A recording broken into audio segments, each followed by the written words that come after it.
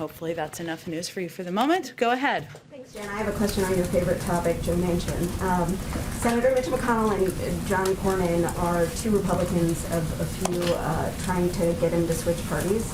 What's the White House response to that, and is the president doing any sort of counter effort to keep him in the Democratic Party? Well, I know Senator Manchin has been asked about this himself and has spoken for himself, as I assume he will continue to do. I would just note that the president considers him a friend. He believes they share values about a range of things personally, but also about why they're in public service, which is to make life easier for working people across the country, to give people more breathing room, to lower costs of childcare, of healthcare, to fight for good-paying union jobs. That's been a common topic of discussion, of course, between the president and Senator Manchin, but I would really point you to Senator Manchin to speak to that. Sure, and then the Secret Service announced that up to, there's been nearly $100 billion at a minimum stolen from the pandemic relief funds.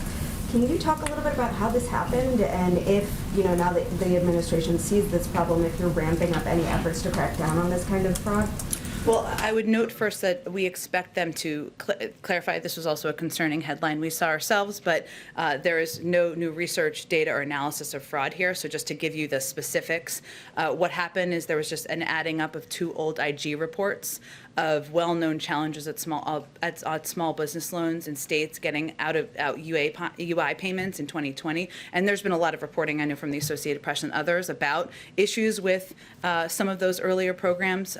So it's also important to note that even those two older analysis combined payments that include mistakes in over and under payments, but it was a reference to two older IG reports. Okay.